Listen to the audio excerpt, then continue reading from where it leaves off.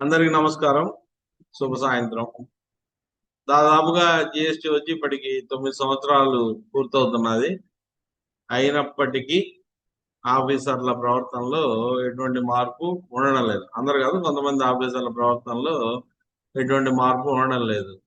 From time to time courts దీనికి సంబంధించి corrections చేస్తూనే ఉన్నాయి. ఆఫీసర్లకి అప్పటికప్పుడు ఇన్స్ట్రక్షన్స్ ఇస్తూనే ఉన్నారు. అయినా కూడా ఆఫీసర్లు యథాతథ స్థితి కొనసాగిస్తున్నారు. అందరూ కాదు, కొంతమంది ఇందాక చెప్పుకున్నట్టుగా కొంతమంది ఆఫీసర్ల ప్రవర్తనలో 9 సంవత్సరాలైనా కూడా మార్పు రావడం లేదు. ముఖ్యంగా సెర్చ్ జరిగేటప్పుడు ఎటువంటి పరిస్థితుల్లో ట్యాక్స్ కానీ పెనాల్టీ కానీ కలెక్ట్ చేయొద్దని number of times high courts warning ఇస్తూనే ఉన్నాయి. కలెక్ట్ చేసిన ప్రతి సందర్భంలో కూడా రీఫండ్ ఇప్పించే ఏర్పాటు చేస్తూ ఉన్నారు. ఎందుకంటే ఆ సెర్చ్ జరిగేటప్పుడు ఫ్రీ మైండ్ ఉండదు డీలర్ కి, ట్యాక్స్ పేయర్ కి. ఆయన ఒక విధమైన ఒత్తిడిలో ఉంటాడు, ఆందోళనతో ఉంటాడు. కాబట్టి మీరు ఆ టైంలో ఏది కలెక్ట్ చేసినా కూడా అది వారంటీ పేమెంట్ కింద రాదు. కంపల్సరీగా అండర్ ప్రెషర్ గానే అతను ఇచ్చినట్టుగా భావించాల్సి వస్తుంది.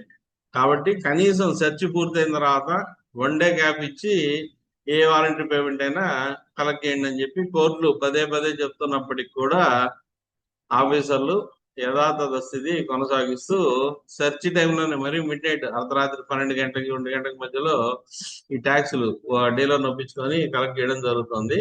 దీనికి సంబంధించి ఇటీవల గౌరవ బాంబే హైకోర్టు వాళ్ళు కూడా లేటెస్ట్ గా మళ్ళా ఆఫీసర్లకు అక్షంత రాయడం జరిగింది.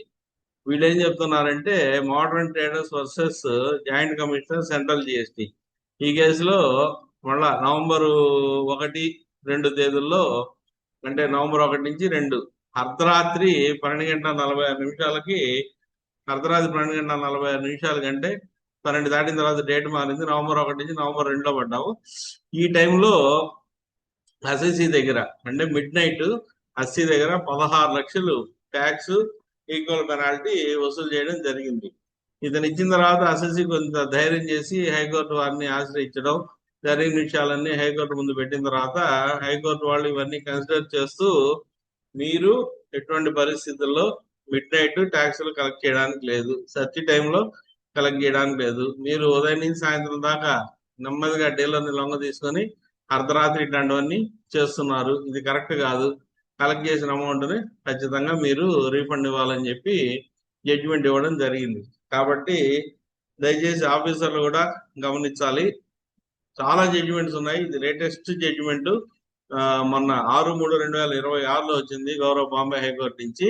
మోడర్న్ ట్రేడర్స్ వర్సెస్ జేసీసీజీఎస్టీ, ఈ కేసులో కూడా కోర్టు వారు ఇవన్నీ రిజెక్ట్ చేస్తూ రీఫండ్ ఇవ్వడానికే మొగ్గు చూపారు.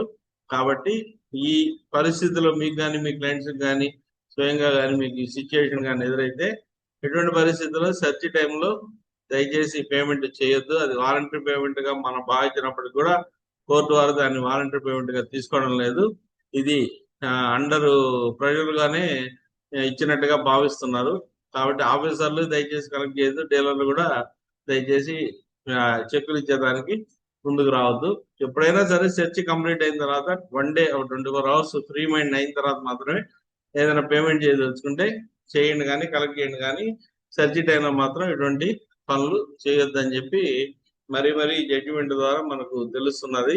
మీరు కూడా ఈ జడ్జిమెంట్ చదివి, ట్యాక్స్ మ్యాన్ వెబ్సైట్ లో పబ్లిష్ అయింది, ఈ జడ్జిమెంట్ చదివి మీ క్లయింట్లకు మీ ఇతర ఫ్రెండ్స్ కి అందరికి సరైన సలహాలు సూచనలు ఇస్తారని చెప్పి కోరుకుంటూ, వీడియో నచ్చినట్టయితే లైక్ చేయండి, షేర్ చేయండి. మొదటిసారి చూస్తున్నట్టయితే దయచేసి నా ఛానల్ ని సబ్స్క్రైబ్ చేయండి. అందరికి మరొకసారి శుభ సాయంత్రం.